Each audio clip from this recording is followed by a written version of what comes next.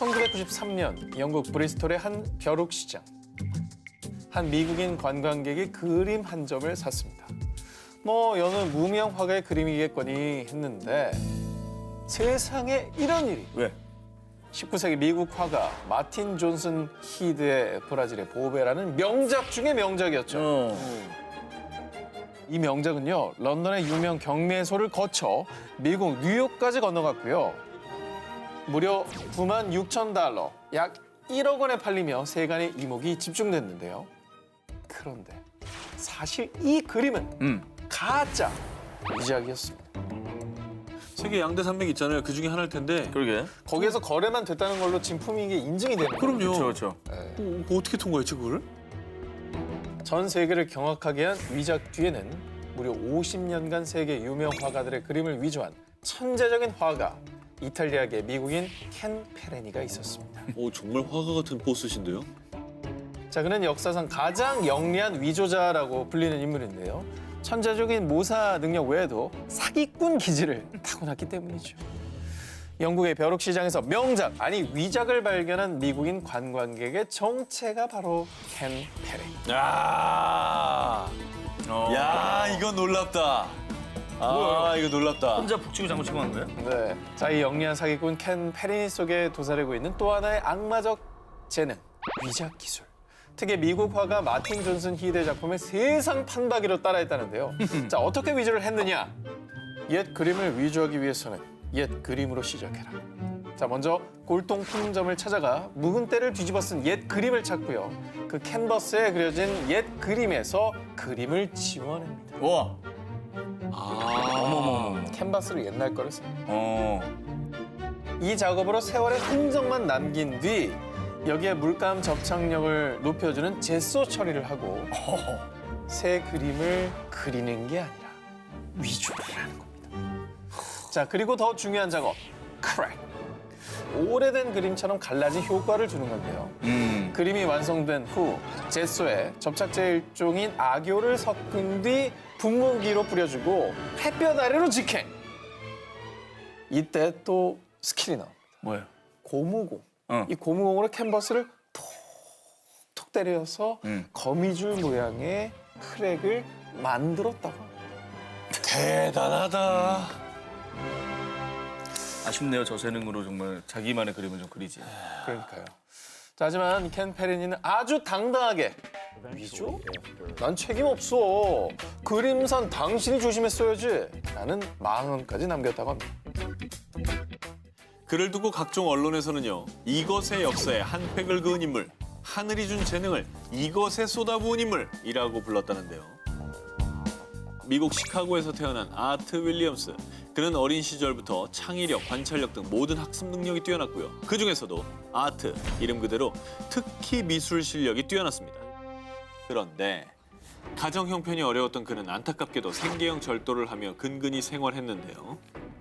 17살이 되던 때 뒷골목에서 여러 범죄자들과 어울리다가 우연히 화폐 위조의 세계에 발을 들이게 된 그. 안 돼, 아이고, 안 돼.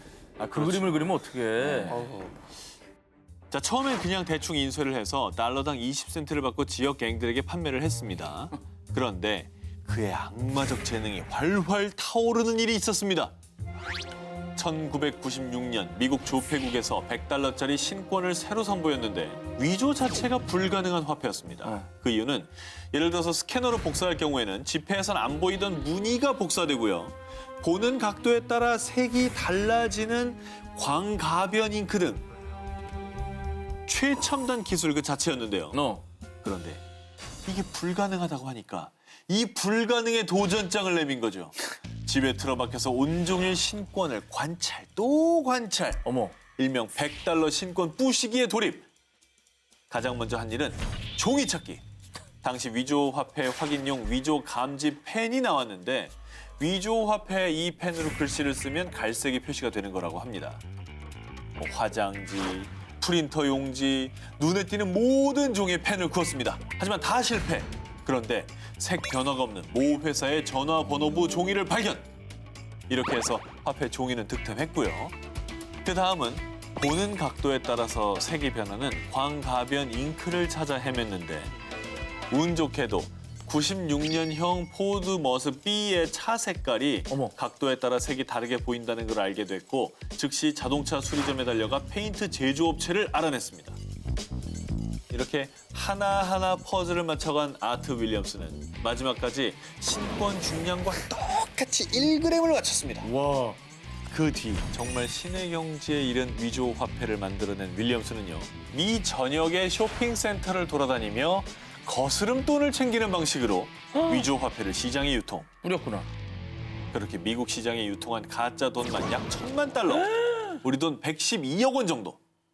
와, 근데 저 정도의 액수를 뿌릴 때까지 발각이 안 된 거잖아요. 안 된 너무 거죠. 비슷하니까. 정말 대체 어느 정도길래? 하지만 2001년 경찰의 끈질긴 추적 끝에 체포가 됐는데요.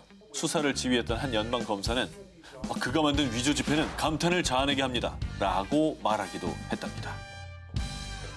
과연 이분은 이 재능을 지금은 어떻게 써먹고 있을까 궁금하시죠? 2014년에 출소한 그는요. 정말 다행히도 천재적인 미적 재능을 이용해 화가로서 살고 있다. 아 지금도 돈 그리고 있어. 아, 지금도 그리네. 그렇지만 이건 이제 위조 지폐는 저 아니잖아요. 작품이에요? 작품이죠. 저 이제 큰 거 그리네요, 큰 거. 돈 덕분에. 이 향긋한 꽃 냄새가 코스같이 스며드는구나. 역시 닥터 콘티 와인은 정말 최고야. 2004년부터 2012년까지 소위 와인 맛 좀 안다라는 억만장자들과 와인 평론가들에게 위조 와인을 판매, 약 14억 원의 이익을 챙긴 희대의 사기꾼이 있었습니다. 그의 이름은 루디 쿠니아완으로요. 수년간 와인업계의 VIP로 군림했습니다. 그런데 사실 그의 본명은 제누안 황으로요. 불법 체류자 신세였습니다. 자, 먼저 그는 자동차, 정장, 시계까지 최고급 명품으로 칭칭 휘감고 상류층 와인 시음회에 드나들며 친구들을 만들었고요. 이 와인 경매장을 찾아다닌 뒤 명품 와인을 싹쓸이하며 와인 경매계 VIP로 떠올랐는데요. 와인 컬렉터로 명성을 쌓은 그는 자 이제 본격적으로 사기극을 펼치기 시작합니다. 나 못 믿어? 로만의 꽁티 박사야. 라며 저금 와인을 한 명에 수천만 원을 호가하는 최고급 빈티지 와인으로 위조해서 판매를 하기 시작한 겁니다. 자기 그 명성이 있으니까. 네, 자기 이름을 걸고 이게 판매를 하니까 믿을 수밖에 없었던 거죠. 자, 얼마나 정교하게 위조를 했던지 소위 난다, 긴다 하는 와인 전문가들이 모두 속아 넘어갔다는데요. 자, 그런데 FBI가 그의 집을 급습했을 때 정말로 황당 그 자체였다는데요. 자, 보십시오. 저렇게 뭐야? 위조했죠. 뭐야 저게? 자, 저 이렇게 저렴한 와인병들이 수두룩하게 저 물 안에 담겨져 있었습니다. 라벨을 물에 불려가지고 제거를 했다는 거예요. 아 그 싸구려 와인에 그 라벨 떼어서 거기다 다시 붙이려고. 요새 정말- 스프레이 뿌리면 잘 떼지는 거 있는데. 그냥 물에 불린 거예요, 그냥 이렇게. 전통적인 방식으로. 자, 그런데 더 놀라운 건요. 이 사기극을 밝혀낸 게 와인 전문가들이 아니었습니다. 그들은 오히려 그의 가짜 와인을 맛보고 최고의 와인이라 치켜세우며 입소문을 또 냈다고 하고요. 창피하다 진짜. 특히나 세계적인 와인 경매인 존 카퍼는 닥터 콩티의 와인에 기초한 시음 노트까지 출판을 하면서 본의 아니게 위조 와인의 권위와 또 신뢰를 더해준 꼴이 되었습니다. 그게 어떻게 밝혀진 거예요? 궁금하시죠? 네네. 한 판매상이 이 병에 보이는 제조 연도와 라벨에 찍힌 날짜가 다른 걸 발견한 겁니다. 결국 닥터 콩티는 2012년도에 위조 와인 사기로 체포, 결국 10년 징역형을 선고받습니다. 초현실주의를 대표하는 독일 화가 막스 에른스트. 그의 작품 숲2는 수십 년간 행방을 알 수 없다가 2004년 세상에 다시 등장. 당시 막스 에른스트 최고 전문가인 베르너 스피스의 진품 감정을 마친 뒤 2006년 한 수집가에게 약 76억 원에 팔리며 엄청난 가치를 증명했습니다. 그런데 5년 뒤인 2011년 당시 팔린 막스 에른스트의 숲2가 진품이 아니라 위작이었다는 사실이 밝혀졌습니다. 아니 전문가한테 진품 감정을 받았다면서요? 그것도 다른 사람도 아니고 그 사람 권위자가 그러니까요. 해준 거 아닙니까? 이 위작 스캔들의 주인공은 독일의 화가 볼프강 벨트라키. 그런데 더욱 충격적인 건요. 그가 막스 에른스트의 작품뿐만 아니라 하일리 캄펜동크, 앙드레 드랭, 키스 반 동겐 등 전 세계 유명 화가들의 작품 14점을 위조, 약 500억 원이 넘는 이득을 취했다는 사실이었습니다. 되게 잘 그려놨다. 저주받은 재능이다. 그러니까. 근데 보통 미술품을 감별할 때 화가 고유의 붓터치, 기법 이런 화풍을 분석하는 건 물론이고요. 현미경 등을 이용해 그림을 그린 캔버스의 재질, 사용된 물감의 종류까지 과학적으로 분석해서 위작을 감별해내는데요. 그런데 이 벨트라키는 위작을 그릴 때 그림만 잘 그려서는 안 돼. 그 사람을 완벽히 파악하고 내가 그 화가가 돼야 한다고. 원작의 화가가 어느 시대 사람인지 그 시대에 사용한 재료들은 무엇이었는지 철저하게 조사하는 건 물론이고 똑같은 물감, 똑같은 붓, 똑같은 캔버스를 사용했고요. 심지어 아유 피곤해 죽겠네. 이 사람은 왜 하필 새벽에 그림을 그린 거야? 원작 화가의 생활 패턴과 주변 환경까지 철저하게 조사. 만약 원작의 화가가 새벽에만 그림을 그렸다면 벨트라키도 새벽에만 그리고 비 오는 날 그렸다면 똑같이 비 오는 날에 그리고 원작이 이틀에 걸쳐서 완성됐다면 벨트라키 또한 무슨 수를 써서라도 이틀 안에 그림을 완성했습니다. 저 재능이 너무 아깝다. 이 정도면 진짜 좋은 마음 먹고 좋은 작품 그리셨으면 더 좋았을 것 같아요. 근데 치밀하게 이제 잘 해왔던 것 같은데 어쩌다 들통이 이렇게 난 거예요? 정말 딱 한 번의 실수입니다. 스위스 미술관에서 벨트라키가 위조한 하인리 캄펜덩크의 붉은 말을 구입, 작품 보존을 위해 그림 성분을 조사했습니다. 그런데 티타늄 화이트 물감 속 성분에 화가 캄펜덩크가 활동했던 시대에 사용되지 않았던 산화 성분이 포함되어 있었던 겁니다. 하하. 이 사건으로 모든 것이 들통난 벨트라키는요, 위작한 이유에 대해 제 이름을 건 그림을 76억 원에 구매하는 사람은 없다고요. 라고 밝히며 위조 사실을 자백. 4년간 교도소에 수감됐다가 2015년에 석방됐는데요. 위작 스캔들로 유명해진 그는 이제 당당히 자신의 이름을 걸고 활발히 작품 활동 중이라고 합니다. 그래요, 자기 작품 해요. 이 정도 재능 있으시면. 그럼. 지난 9월 홍콩의 한 수집가가 출장으로 잠시 집을 비운 사이 3인조 도둑이 침입. 이들은 서예 작품과 고가의 옛날 우표, 청동 주화 등 무려 7,440억 원에 달하는 예술품을 훔쳐 달아났습니다. 그런데 도난된 물품 중 유독 이것 때문에 집주인뿐 아니라 중국 전역이 발칵 뒤집혔습니다. 국보급 보물 막 이런 거 아니에요? 도둑이 훔쳐간 것은 바로 마오쩌둥의 친필 쪽자였습니다. 이러면 당연히 국보 아닙니까? 거의 국보급으로 추앙받죠. 네. 네, 저걸 아무나 구할 수 있는 것도 아니고 돈으로 살 수 있는 것도 아닐걸요? 저걸 누가 팔아? 근데 한두 가지도 아니고 가치를 그러면 알고 가져온 거지. 난 그런 게 궁금해. 잘 아시다시피 마오쩌둥은 중국의 공산주의 혁명가이자 제1대 국가주석으로요. 지금도 여전히 14억 중국인들의 존경을 받고 있는 인물입니다. 그리고 마오쩌둥이 직접 쓴 이 족자, 홍군 제4사령부 정치부 포고는요. 마오쩌둥을 비롯해서 주더, 천이 등 중국 공산당 초기 지도자의 도장이 나란히 찍혀 있어서 정말 국보급 가치를 띠고 있습니다. 돈으로 가치를 매길 수도 없지만 굳이 매겨본다면 약 3,400억 원에 달한다고 합니다. 이거는 중국 사람들한테는 약간 중국 정부의 자존심 같은 그런 거일걸요? 중국 공안들이 가만히 있지 않을 것 같고요. 어떻게든 잡겠죠. 그런데 말입니다. 이 도둑들은 정말 놀랍게도 자신들이 훔친 물건의 가치도 전혀 모르고 있었습니다.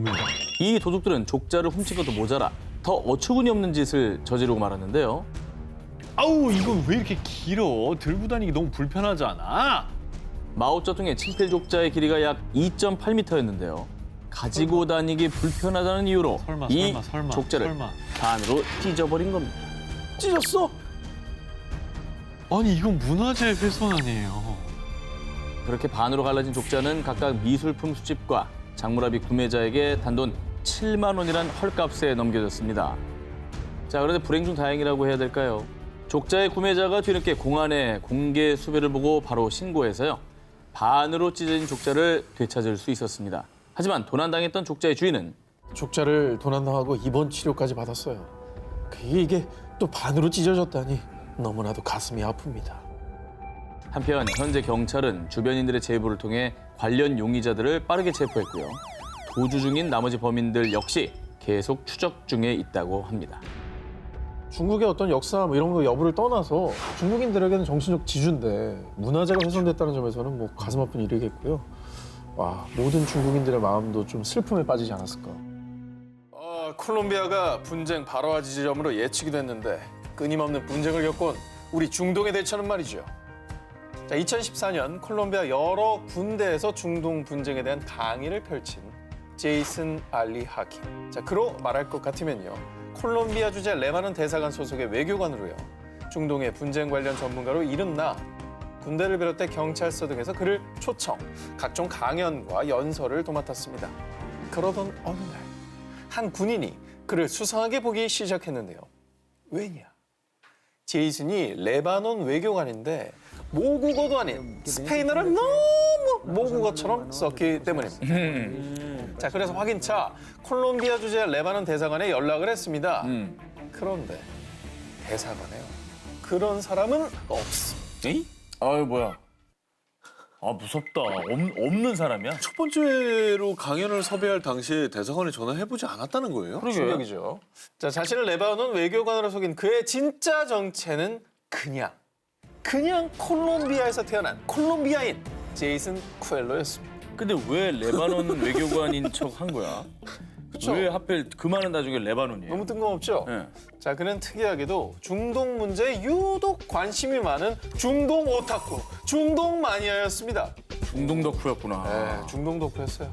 자, 그래서 중동 관련 소식이라면 절대 놓치는 법이 없었고요. 독학으로 절대 불가능할 것 같은 아랍어까지 혼자서 공부를 했습니다. 아랍어 얼마나 어려운데. 진짜 어렵다고. 네이티브 수준까지 외교관인 척 할 수 있는 데까지 공부를 한 거예요. 혼자.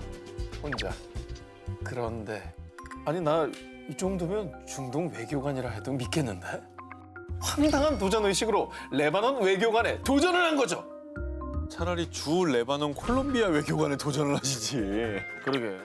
자, 아무튼 콜롬비아인 제이슨 쿠엘로는 다양한 분쟁을 겪고 있는 중동 국가 레바논을 제2의 고향으로 골라서요. 가짜 레바논 외교관이 된 뒤에는 가는 곳마다 두둑한 강연료는 물론 1급 호텔과 최고급 레스토랑 등 최고의 특급 대우까지 모두 누렸다고 합니다. 그런 게 가능한가? 자, 2014년 9월 외교관을 사칭해 호화 생활을 누리던 제이슨은 결국 문서 위조 혐의로 체포됐는데요. 황당하게도 일각에선 그가 진짜 레바논 외교관들보다 더 적극적으로 활동한 것만큼은 인정해줘야 된다라는 의견도 있었다고 합니다. 중동에 대한 애정은 우리가 인정합니다. 예. 다른 쪽으로 진로를 좀 탐색을 하셔야 될 것 같아요. 네.